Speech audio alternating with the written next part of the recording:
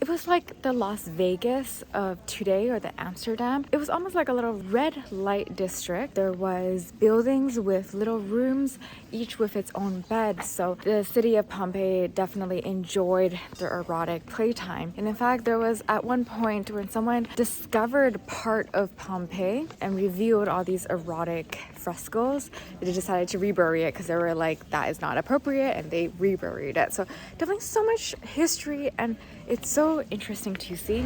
Good morning, Naples, Italy. Today we are gonna go to Pompeii. I am so excited to visit this heritage site, World UNESCO, and the world's biggest archaeologist site. We are gonna show you everything, how to take the train, tickets, a little bit of history. So let's get going to Pompeii. I love the walk to the station. There's just always so much to see and always something new. Here is the train station. Let's go down and see where we can get our tickets. So we grabbed our ticket at the Circumvalley station, and then you take the train via Sorrento. Everyone's amazingly helpful, even if you don't get it or don't speak Italian, which is me. And there's maps everywhere, you can see. You would get off at Pompeii Scavi. Right when you get off the train, there's tons of skip the line tickets, but if you just walk directly to the front entrance, there is an official ticket office that I recommend you buy it instead. And we are officially in Pompeii, in the ruins. The train takes us directly here. It's 18 euros a person and a reduced tickets if you are a European citizen. Fun fact, when the wealthy were buried and when their bones were found, a lot of the bones were actually in green color because they were buried with coins. Wealth, the bronze coins reacted with the soil and their bones became green. I thought that was really cool. So if you, the poor, when in contrast, when they were found, their bones weren't any other colors just because they weren't buried with any wealth. However, most of the wealth people were buried with were all looted by thieves. So there wasn't too much that was found, but there was gold coins, for example, that was found, so the archaeologists could figure out what was what. The grounds you will be walking on will be from the original ground from 69 AD. It's just very cool when you realize you're walking on part of history. The city was really well preserved, as when the ashes and molten fell, it trapped the city nearly under 6 meters, and everything was well preserved because there was no moisture and no air when the city was buried. So when it was finally found, excavated,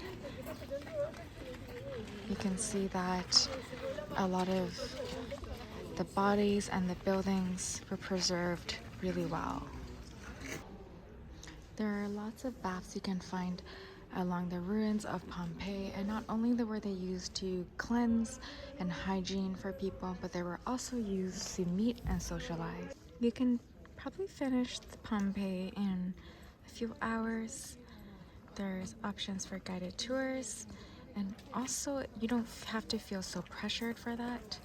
They do have a free Pompeii app you can download on your phone, and you can listen to the information that's provided for free from Pompeii, given that you purchased a ticket.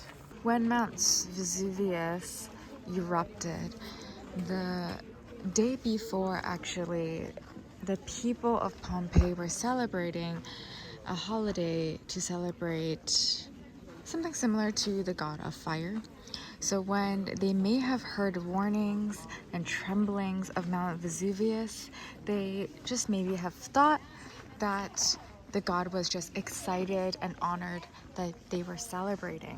And something I learned, which I thought was incredibly really interesting, was that the city of Pompeii, back in the day, Romans and others, it was like the Las Vegas of today, or the Amsterdam. It was almost like a little red light district. There was buildings with little rooms, each with its own bed. So the city of Pompeii definitely enjoyed their erotic playtime. And in fact, there was at one point when someone discovered part of Pompeii and revealed all these erotic frescoes, they decided to rebury it because they were like, that is not appropriate, and they reburied it. So definitely so much history, and it's so interesting to see. Like a random fun fact I read about was that back then, to do laundry, they thought it was a good idea for human urine and animal urine to do their laundry because it was thought to maybe like kill the bacteria or whatnot. And it was mostly slaves who like stomped on the laundry with human urine to clean it. So really interesting. I'm such a history nerd. If you are, and even if you aren't, I think Pompeii is definitely worth a visit. It's pretty easy to get here from Naples. I don't think it's worth to like get any guided tours and whatnot.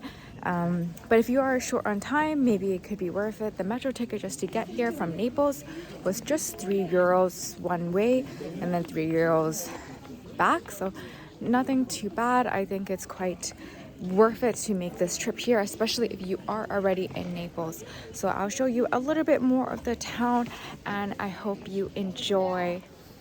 This is an example of one of the brothels. You can see the erotic frescoes all around buildings. Nice. So interesting to see.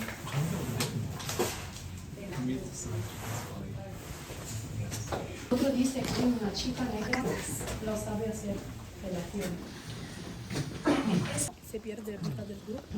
Rich people got water straight to their house, and poor people had to get it from the wells.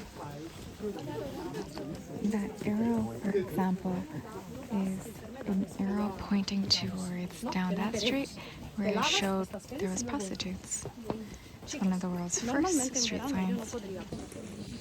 Like always, tons of walking. You're walking on huge cobblestones, so you want to have really good walking shoes. I mean, that's a given, but just in case, don't be silly.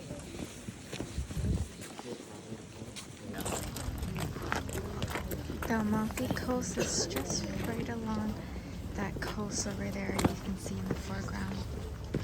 The wonderful city of Pompeii is perfectly preserved and so amazing to see. Not only all the, random fun facts that I'm giving you, but it's honestly a great place just to sit and reflect and kind of wonder how people lived back in the day.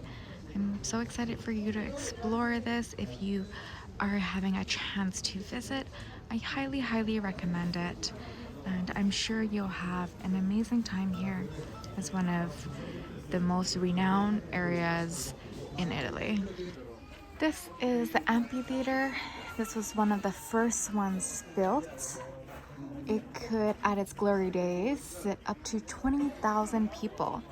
And gladiators were well trained and generally slaves. They captured the ladies' hearts, and they went through special training to fight in the arena. The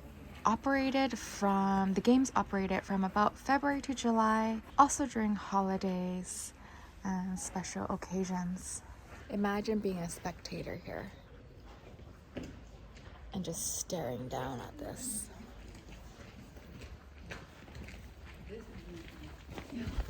Makes me glad that I live in a modern time, and I feel so fortunate to be able to visit these ruins that are now pretty much well preserved as best as they can. Did you know that in 2009 the government of Italy actually declared a state of emergency of the site of Pompeii, as it wasn't being well preserved, and marbles and everything was starting to deteriorate.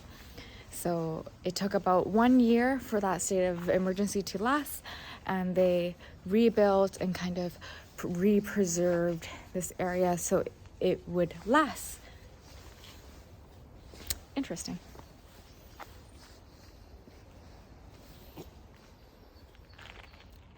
It's huge, And without a map or without a tour guide, you can really easily get lost, but they do provide you a map in the front, and everything is actually numbered. So if you read a map, you can figure out where you are, or you can just wander and just see everything, which is mostly what I do.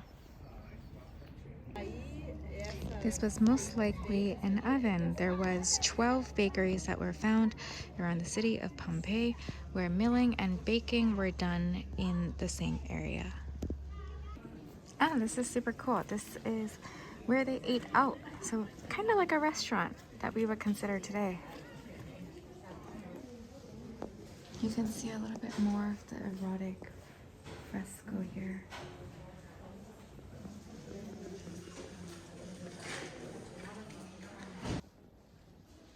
And the original flooring and original walls. I feel like you don't see that much of this anymore. Absolutely breathtaking. You get a glimpse of the life from before.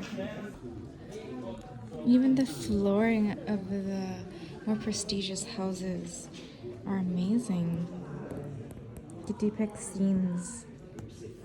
This is another example, a really nicely decorated version of where hot food and beverages were served. It was customary for Romans to have lunch away from home, and where you see those big holes, that's where large jars would be placed, where the hot food and beverages would be, and most likely one of them was probably a cash bar. This is an example of someone's house, someone that was elite and wealthy. Somehow you can still see the art on the walls. It's preserved so well, especially here. It's amazing.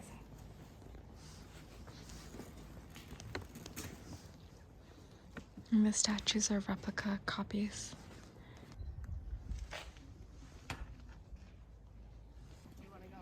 Wow, this is so beautiful, and it's huge. It's so well preserved right outside the city walls. And here's just a closer look.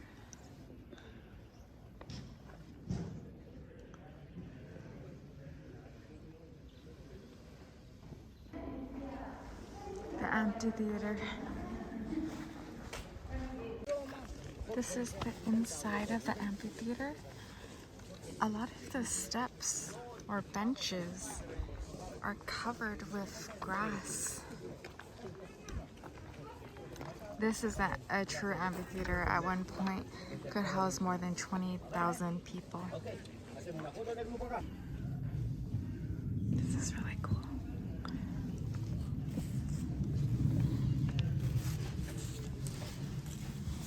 We really are able to see how they lived.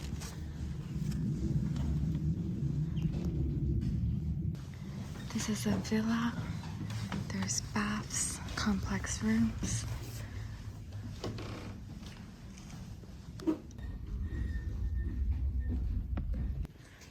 When archaeologists first found skeletal bodies, they realized there was a large void around the skeleton mass, and then they decided to fill it with plaster and realized it was preserved, the bodies were preserved so well that they could see the clothing and even the expressions of their last moments.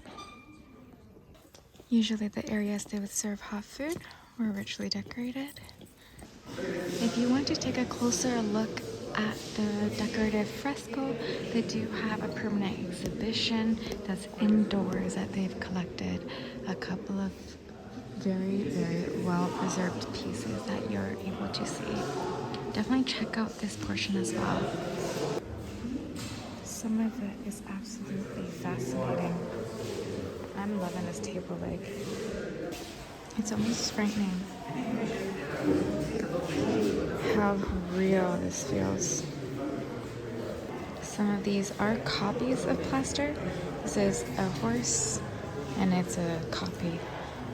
This is a plaster of an adult and a young slave. You can see the expressions in the faces. This